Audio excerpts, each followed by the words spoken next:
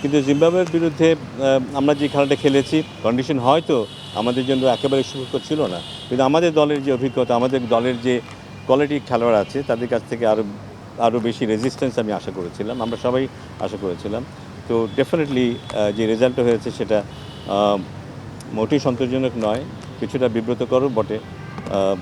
আশা করবো এখান থেকে আমরা ফিরে আসবো, কারণ আমাদের ফিরে আসতেই হবে। It's a good test for আমাদের ক্যাপাসিটি আসলে কেমন সেটা বোঝারও একটা ভালো সুযোগ।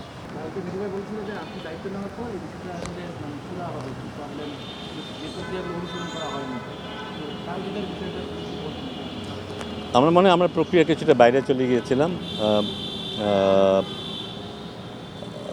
ইন্টারনালি বাই ল চেঞ্জ করে যেই সিদ্ধান্তটা নেওয়া হয়েছিল সেটা অ্যাকচুয়ালি নেয়ার এখতিয়ার এখানে এই কমিটির নেই। সো আমাদের যেটা করতে হবে, প্রিভিয়াসলি যেই নিয়মকানুন ছিল সেটাকে আমাদের অনুসরণ করতে হবে। আনফর্চুনেটলি প্রিভিয়াস একটা সিদ্ধান্তের কারণে যাকে দুটো ম্যাচের জন্য সাসপেন্ড করা হয়েছিল তাকে এক ম্যাচ সাসপেনশনের পরে দুটো ম্যাচ খেলার সুযোগ দেওয়া হয়েছে, সেটা আমরা ফিরিয়ে নিয়ে আসতে পারবো না, সেটাকে আমরা লেজিটিমেট ধরে নিচ্ছি। কিন্তু প্রিভিয়াস যেই চেঞ্জটা আমরা করেছি রিসেন্টলি সেটাকে ভয়েড হিসাবে আমাদেরকে সিদ্ধান্ত নিতে হবে এবং আগের যে নিয়মটা ছিল সেটাকেই বলবৎ করতে হবে এবং সেটা ধারাবাহিকতা অনুযায়ী পরবর্তী ম্যাচে জয় খেলার সুযোগ পাবে না। ফাইন ভাই, একটা মেমো দেওয়া হয়েছিল আম্পায়ার্স কমিটি থেকে, যেখানে আসলে এই 7 ডিমেরিট পয়েন্টে এখন থেকে এক ম্যাচ ব্যান এরকম একটা নিয়ম সেটা স্ক্র্যাপ করা হবে। সেটাকে স্ক্র্যাপ করা হবে, সেটা থাকতে পারে না অ্যাকচুয়ালি। ফাইন ভাইয়া, আজকে একটা রিপোর্ট এসেছে ক্রিকেট বোর্ড নিয়ে এবং রিপোর্টটা খুবই বিব্রতকর সবার জন্য। একটা অনুসন্ধানী রিপোর্ট আমরা একটা জাতীয় দৈনিকে দেখেছি। সেই রিপোর্টে বলা হচ্ছে যে বাংলাদেশ ক্রিকেট বোর্ডের যে একটা বড় অ্যামাউন্টের ফান্ড বা এফডি প্রায় 120 কোটি টাকার মতো দুটো প্রবলেমেটিক ব্যাংকে ট্রান্সফার করা হয়েছে। এই পুরো প্রসেস বা ব্যাপার সম্পর্কে আপনি কতটুকু অবগত? টু বি অনেস্ট, এই ব্যাপারগুলো আমি জানি না আজকে রিপোর্ট কী হয়েছে বা না হয়েছে। খুব ক্লিয়ারভাবে যে আমি অবগত তা নয়। এটুকু বলতে পারি যে আজকে কী রিপোর্ট এসছে বা কোন ব্যাংকে কী আছে না আছে সম্পর্কে আমার ধারণাটা খুব পরিষ্কার না। যেই রিপোর্টটা এসেছে ফাইম ভাই, এই রিপোর্টে বলা হচ্ছে যে মানে দুটা প্রবলেমেটিক ব্যাংক এবং যাদের ওনারশিপের সাথে যারা জড়িত, যে বিপ্লবের পরে নতুন বাংলাদেশে আমরা দেখছি, আপনি বা ফারুক ভাই যেই বিপ্লবের পরে ক্রিকেট বোর্ডের একটা গুরুদায়িত্বে এসছেন, সেই ওনারশিপওয়ালা লোকরা যারা ওই ব্যাংকগুলোর মালিক, তারা হচ্ছে এই বিপ্লবকে প্রলম্বিত করার চেষ্টা করছে, এটার বিরুদ্ধে ছিল, নতুন বাংলাদেশের বিরুদ্ধে ছিল। অথচ এই নতুন বাংলাদেশের নতুন সভাপতি ফারুক আহমেদ হয়েছে। নির্বাহী আদেশে 118 কোটি টাকা ট্রান্সফারের যে ঘটনাটা ঘটেছে রিপোর্ট অনুযায়ী, এটা যদি সত্যি হয়, এটা কি আপনাদের জন্য বিব্রতকর কিনা? আমি পুরো বিষয়টা না জেনে কোনো কমেন্ট করাটা বোধহয় ঠিক হবে না। আমার মনে হয় আমাকে একটু অপেক্ষা করতে হবে এই সম্পর্কে কোনো কমেন্ট করতে চাইলে। জিনিসটা জেনে যে ব্যাংকে রাখা হয়েছে বা আদৌ এত টাকা রাখা হয়েছে কি না, বা যেখানে রাখা হয়েছে তাদের ক্রেডেনশিয়ালস কী, এগুলো না জেনে আসলে কমেন্ট না করাটাই আমার জন্য। আপনারা তাহলে কোনো জানতেন না ট্রান্সফারের ব্যাপারে? আমি জানি, আমি কিছু ব্যাংকে টাকা ট্রান্সফার হয়েছে এটুকুই জানি, বাট স্পেসিফিক আমার কাছে আমার জানা নেই। ইন ডিটেল আপনি জানেন না? নো। এই যে না জানার ব্যাপারটা ফাহিম ভাইয়া, এটার ক্ষেত্রে কি আপনাদের কমিটি ডিস্ট্রিবিউশনে জানুয়ারির 25 তারিখ পর্যন্ত যে অপেক্ষা করতে হলো, এটা একটা অন্যতম কারণ কি না? ধরেন আপনি আপনার ক্রিকেট অপারেশনস চেয়ারম্যান, চ্যাম্পিয়ন্স ট্রফিতে বাংলাদেশ খারাপ করলে নাজমুল আবেদিন ফাহিমের পিঠের চামড়া তুলে নিব আমরা, এরকম একটা অবস্থা তৈরি হয়। চ্যাম্পিয়ন্স ট্রফি বাংলাদেশ খেলতে গেল হচ্ছে ফেব্রুয়ারি মাসে সেকেন্ড উইকে, আর আপনি জানুয়ারি মাসের লাস্ট উইকে দায়িত্ব নিলেন অপারেশনসে। এই যে মাঝের সময়টায় দায়িত্ব বন্টন হলো না বা দায়িত্বে গেলেন না, কিন্তু খারাপ করার পর ফাহিমের চামড়া তুলে নিব আমরা টাইপের একটা অবস্থা তৈরি হয়ে গেল। এটা তো একটা বড় কারণ এগুলোর পেছনে, যে আপনারা অনেক কিছুই জানেন না, কারণ সব কিছুই হয়েছে অনেকটা নির্বাহী আদেশে। হ্যাঁ, যতদিন কমিটি হয়নি সেটা তখন হয়েছে, বাধ্য হয়ে করতে হয়েছে।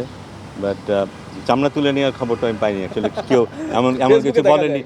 থ্যাঙ্কফুলি আমি দেখিনি, বাট এই অভিজ্ঞতা আমার হয়নি।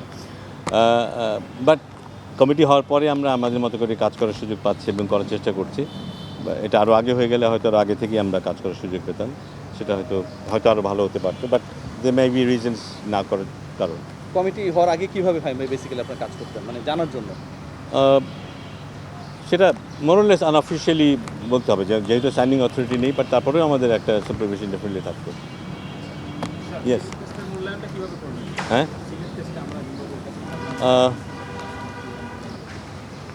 এটা কিছুটা পেইনফুল, কারণ আমরা আমাদের দলকে যে জায়গা এখন দেখি বা দেখতে চাই, বা আমাদের দলের সক্ষমতা নিয়ে আমাদের যে ধারণা, সেটার সাথে এই রেজাল্টটা একেবারেই মেলে নাই। খুব দুঃখজনক যে আমরা কিন্তু চেষ্টা করেছি যে এখন এমন সব কন্ডিশনে খেলতে, যে কন্ডিশনটা নট নেসেসারিলি আমাদেরকে খুব ফেভার করবে, এমন কন্ডিশনে খেলতে যেখানে খেললে সেটা আমাদের আইসিসি ইভেন্ট বলি বা দেশের বাইরেও আমরা ভালো খেলতে পারবো, এরকম একটা কন্ডিশনে খেলতে চাই এবং সেই চ্যালেঞ্জটা আমরা নিতে চাই। কিন্তু জিম্বাবুয়ের বিরুদ্ধে আমরা যে খেলাটা খেলেছি, কন্ডিশন হয়তো আমাদের জন্য একেবারে সুখকর ছিল না, কিন্তু আমাদের দলের যে অভিজ্ঞতা, আমাদের দলের যে কোয়ালিটি খেলোয়াড় আছে, তাদের কাছ থেকে আরও বেশি রেজিস্ট্যান্স আমি আশা করেছিলাম, আমরা সবাই আশা করেছিলাম। তো ডেফিনেটলি যে রেজাল্টটা হয়েছে সেটা মোটেই সন্তোষজনক নয়, কিছুটা বিব্রতকরও বটে। আশা করবো এখান থেকে আমরা ফিরে আসবো, কারণ আমাদের ফিরে আসতেই হবে। It's a good test for আমাদের ক্যাপাসিটি আসলে কেমন সেটা বোঝারও একটা ভালো সুযোগ।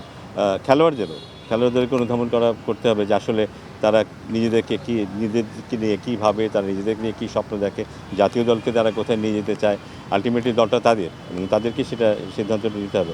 আশা করি যে এইটা একটা বড় লেসন হয়ে থাকবে, শুধু খেলোয়াড়দের জন্য না, আমাদের সবার জন্যই, এবং এরকম দিন আমাদের জন্য আর দেখতে না হয়। ভাই, আমাদের একমাত্র আইসিসি এলিট আম্পায়ার যে সৈকত ভাই আছেন, উনি এই হৃদয় ঘটনায় আসলে উনি করতে চেয়েছেন, একটা আলটিমেটাম দিয়েছেন, ছেড়ে দিতে চেয়েছেন ডোমেস্টিক। এরকম একটা ঘটনায় কি আসলে ক্রিকেট অপারেশন বা বিসিবি থেকে কোনো একটা ইনভেস্টিগেশন হওয়া উচিত নাকি, বা হবে নাকি, যে মোহামেডান বা হৃদয় এখানে যে ঘটনাটা ঘটেছে? আমরা মাঝে মাঝে দেখি প্লেয়াররা আসলে মিসবিহেভ করে মাঠে, বা মোহামেডান যে এই ঘটনার যে প্রক্রিয়াটা ফলো করা হলো, এখানে নিশ্চয়ই মোহামেডানের হাত আছে। এখানে কি আসলে কোনো অ্যাকশন নেওয়া হবে নাকি, বা কোনো ইনভেস্টিগেশন হবে? দেখেন, সিদ্ধান্তটা তো মোহামেডান নেয়নি, সিদ্ধান্তটা আমরা নিয়েছি, দায়টা আমাদেরই। কিন্তু এটা স্বাভাবিক, হ্যাঁ, কেউ হয়তো একটু আমাদেরকে অনুরোধ করতে পারে, ভাই এই নিয়মটা বদলান, আমাদের এই অসুবিধা হবে, তারা বলতেই পারে, এবং তারা চাপও সৃষ্টি করতে পারে। আমাদের কাজ হচ্ছে সেই চাপটা অ্যাবজর্ব করা, এবং নিয়ম যেটা আছে, বই যে কথা বলে সেই অনুযায়ী করা, মানুষকে কনভিন্স করা যে না, এইভাবেই হবে। সেই কাজটা আমরা ঠিকভাবে করতে পারিনি, তো এই দায়টা আমাদেরই নিতে হবে।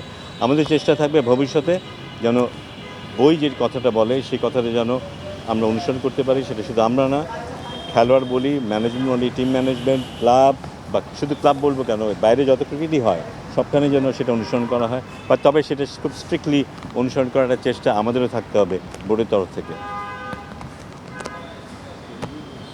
বুঝছো না, হয়ে গেছে না? ব্যাপারটা একটু জানতে চাই, মানে যে এর আগে তো আম্পায়ার কমিটি একটা ল বুক চেঞ্জ করেছে, টিমেটসের পয়েন্টে, যেটা আগে ছিল যে 2, 4, 6, 8, সেটা এখন 1, 3, 5, 7 হয়ে গেছে। এটা অ্যাকচুয়ালি এটা করতে পারে না, সো এটা প্রিভিয়াস ল বুকটাই এটাকে আমরা অনুসরণ করব যেটা ছিল। আচ্ছা, এই যে চাপ সৃষ্টির কথা বললেন, মানে মানে শাস্তিটা এমন, মানে এই শাস্তি নিলে নাকি it should be an exemplary, because you don't want another incident like this going forward. না, যেটা তো আমরা উই ক্যানট অ্যাভয়েড, এটা কিন্তু বইয়ের মধ্যে আছে, এই যদি হয় ওকে এই শাস্তি ভোগ করতে হবে। তো সেটা তহিদ হৃদয়ের মতো একটা জাতীয় দলের খেলোয়াড়ও হোক, কিংবা তৃতীয় বিভাগের একটা খেলোয়াড়ও হোক, সবার জন্য একই জিনিস হওয়া উচিত কিন্তু।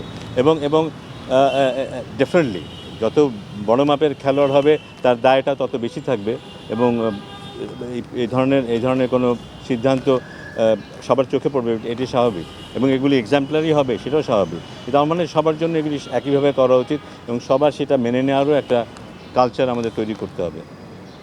এইটা স্যার বিং আপনার আন্ডারে, মানে straight national team trade being the cricket officer, how disappointing is to someone from the national, মানে ন্যাশনাল, আপনি যেহেতু ক্রিকেট অপারেশনসের চেয়ারম্যান, আপনার সাথে যারা কাজ করে তাদের এরকম একটা প্লেয়ার যদি এরকম মাধ্যমে করে, এটা আপনি একটু ডিসঅ্যাপয়েন্টিং না আপনার জন্য? একটু না, এটা অনেক ডিসঅ্যাপয়েন্টিং, কারণ আমরা আশা করি যে ওদের কারণেই মাঠের খেলাটা আরও ডিসিপ্লিনড হবে, এটাই আমরা আশা করি। ন্যাশনাল টিমের প্লেয়ারদের কাজ শুধু ন্যাশনাল টিমে খেলা না, তাদের কাজ হচ্ছে রোল মডেল হিসেবে এক্সাম্পল সেট করে, কিন্তু যারা শুধু জুনিয়র প্লেয়ার না, যারা খেলা দেখে, যারা খেলাকে অনুসরণ করে, ফ্যান, সবার জন্য এক্সাম্পল সেট করো কিন্তু। এবং ওই কাজটা বোধহয় আমরা খুব ভালোভাবে করছি না বলে আমাদের মধ্যে এক ধরনের অস্থিরতা বিরাজ করছে কিন্তু আমরা পুরো ক্রিকেট মহলের মধ্যে। এবং এটার থেকে আমাদের বেরিয়ে আসার ক্ষেত্রে সবচেয়ে বড় ভূমিকা রাখতে পারে কিন্তু জাতীয় দলের খেলোয়াড়রা। সো আমার আশা থাকবে এবং আমরা চেষ্টা করব এগুলোকে কম্পালসারি করার জন্য দলের মধ্যে। তারা যেন সেই দায়িত্বটা নেয়, সেই দায় যেন তারা অনুভব করে, এবং আমাদের একটা চোখও থাকবে তারা যেন এই জিনিসটা অনুসরণ করে। Thank you. মানে এই ইনসিডেন্টগুলো অন অ্যান্ড অফ আমাদের প্রতি বছর ঢাকা প্রিমিয়ার লিগ বা বিপিএলও সত্য আমরা দেখে এসেছি, যেটা একটা দিন বা এক্স ক্যাপ্টেনদেরও আমরা দেখেছি। এগুলো অনেকগুলো wake up call BCB already পেয়েও গিয়েছে ওভারটাইম।